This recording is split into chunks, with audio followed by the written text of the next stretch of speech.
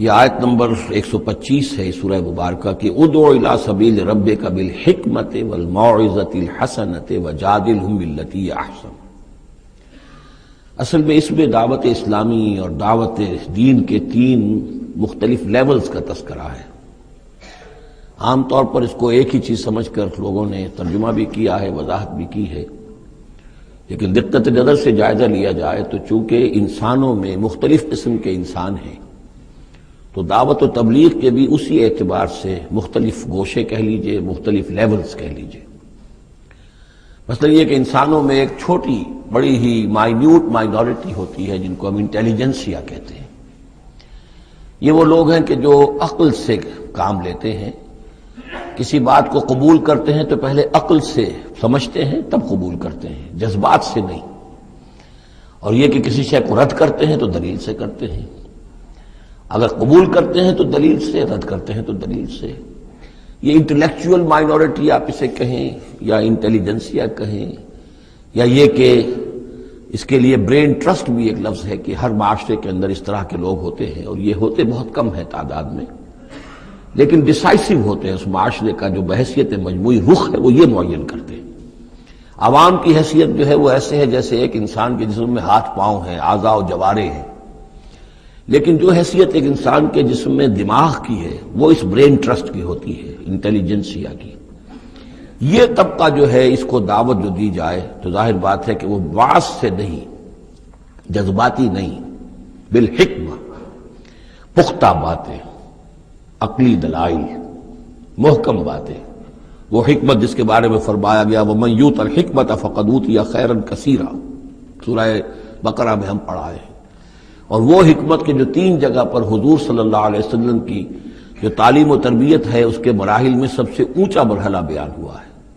یتلو علیہم آیاتہ ویزکیہم ویعلمہم الکتاب والحکمہ۔ یہ حکمت جو ہے گہری باتیں، دانائی کی باتیں، عقل کی باتیں، مسلمہ اصول، ان کے حوالے سے یہ سمجھنا کہ کس شے کی اہمیت زیادہ ہے، کس شے کی اہمیت کم ہے، کیا چیز پرائمری امپورٹنس کی ہے، کیا سیکنڈری ہے۔ ان چیزوں کو جاننے والے لوگ جو ہیں، جو اصول پہچان لیتے ہیں، پھر اصولوں کو منطبق کرنا جانتے ہیں، تو ان کے لیے دعوت جو ہے وہ بھی بہرحال اسی سطح کی ہونی چاہیے کہ وہ دعوت جو ہے دلائل پر، براہین پر۔ جب قرآن کہتا ہے اپنے مخالفین سے ہاتھو برہانکم ان کنتم صادقین، لاؤ دلیل لاؤ، تو ظاہر بات ہے کہ پھر ان کے مخاطبین جو ہیں ان کو بھی حق پہنچتا ہے کہ وہ دلیل طلب کریں۔ اب اس کے لیے ظاہر بات ہے کہ وہی شخص یہ کام کر سکتا ہے جو خود اپنی ذہنی سطح کے اعتبار سے کافی بلند ہو چکا ہو، جس کا اپنا شعور بہت پختہ ہو چکا ہو۔ جب تک کہ وہ خود حکیم نہ ہو تو حکمت کے ساتھ دعوت کیسے دے گا؟ لیکن ایک ہے عام سطح لوگوں کی، عام لوگ جو ہیں جن کے دماغوں میں اس طرح کی کوئی فطور نہیں ہوتے، کوئی وہ عقل کی چھلنی لگی ہوئی نہیں ہوتی، ان کے جذبات جو ہیں اچھے، اگر جذبات اچھی بات کہی جائے تو جذباتی طور پر بھی اپیل ہو جاتی ہے۔ یوں سمجھیے کہ دل جو ہے ان کے کھلے ہیں، کھلی کتاب کے مانند ہیں، آپ جو چاہیں لکھ دیجئے، جیسے کھلی صاف سلیٹ ہے اس پر آپ نے جو چاہا لکھ دیا۔ ایسے لوگوں کے لیے یہ ہے کہ موعظۃ الحسنہ، ایک بات جو ہے اچھی بات ہو، خلوص سے ساتھ کہی جائے، وہ شخص یہ محسوس کرے کہ جو بات یہ کہہ رہا ہے مجھ پر دھونس نہیں جمانا چاہتا، اپنے علم کا روب نہیں ڈالنا چاہتا، بلکہ یہ در حقیقت میری خیر خواہی کی وجہ سے، مجھ سے نفرت نہیں کرتا، میری تحقیر نہیں کر رہا ہے، جو یہ مجھ سے کہہ رہا ہے وہ خلوص سے کہہ رہا ہے۔ از دل خیزت بر دل ریزت، دل سے بات نکلے گی اور دل پہ جا اترے گی، یہ ہے موعظہ حسنہ۔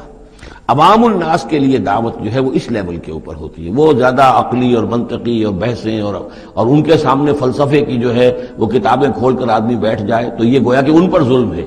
یہ ان کے لیے تکلیف مالا یطاق ہے۔ تو سب سے اوپر کا لیول ہے ادعو الی سبیل ربک بالحکمہ، پھر ہے والموعظۃ الحسنہ عوام کے لیے۔ نمبر 3 وہ ہوتے ہیں کچھ لوگ معاشرے کے اندر کہ جو لوگوں کو گمراہ کرنے پر تلے ہوتے ہیں۔ مثلاً عیسائی مشنریز ہیں، انہیں تو خرچے ملتے ہیں، ان کے تنخواہیں ہیں، ان کے بجٹس ہیں، بڑی بڑی حکومتوں کی طرح کے بجٹ ان کے ہیں، ان کی ٹریننگ اس لیے ہو رہی ہے، انہیں خاص خاص ایشوز کے اوپر ٹرین کر کے بھیجا جاتا ہے مناظرہ کرنے کے لیے۔ قادیانیوں کا نظام ہے، بہائیوں کا نظام ہے، ان کے لیے یہ ہے کہ لوگوں کو ٹریننگ دے کر وہ مجادلے کے لیے، مناظرے کے لیے، بحث کے لیے، اس کے لیے ان کو تیار کیا گیا ہوتا ہے۔ یہ بات مان کر دینے والے نہیں ہوتے، آپ خلوص کے ساتھ ان سے بات کریں گے تو وہ در حقیقت وہ تو یوں سمجھیے کہ ادھار کھائے بیٹھے ہوتے ہیں اس پر کہ انہوں نے بات نہیں ماننی، بلکہ یہ کہ لوگوں کو گمراہ کرنا، ان کے ساتھ جدال کرنا پڑتا ہے، جو جھگڑنا بھی پڑتا ہے، بحث بھی کرنی پڑے گی۔ لیکن اس بحث میں بھی جو ہمارے ہاں مناظرے کا لفظ آیا ہے، قرآن مجید میں مناظرے کا لفظ نہیں آیا ہے، مجادلے کا لفظ آیا ہے۔ جادلہم، ہاں ان سے جھگڑو،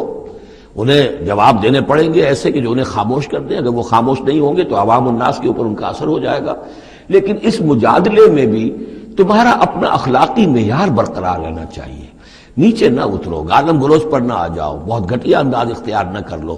بلکہ جیسے کہا گیا کہ ان کے معبودوں کو گالیاں نہ دینی شروع کر دو، بلکہ یہ کہ اس میں بھی ہمیں آداب، اس کے اندر بھی آداب کو ملحوظ رکھتے ہوئے۔ تو یہ 3 لیولز ہیں، ادعو الی سبیل ربک بالحکمت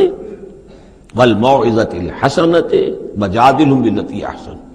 اب اس میں ہر ایک کے لیے پھر تیاری کرنی ہوگی۔ قادیانیوں سے مباحثے کرنے کے لیے ظاہر بات ہے عام آدمی نہیں کر سکتا جب تک کہ ان اسپیشل ایشوز کے اوپر اس کو صحیح جو ہے اس کو تعلیم نہ دے دی گئی ہو، اس کی اوپر تربیت نہ ہو گئی ہو۔ اور اسی طریقے سے جو بہائیوں نے کوئی مسائل اٹھائے ہوئے ہیں، منکرین حدیث نے کوئی اٹھائے ہوئے ہیں، تو اس طرح کے لیے جو ہے یہ 3 لیولز ہیں۔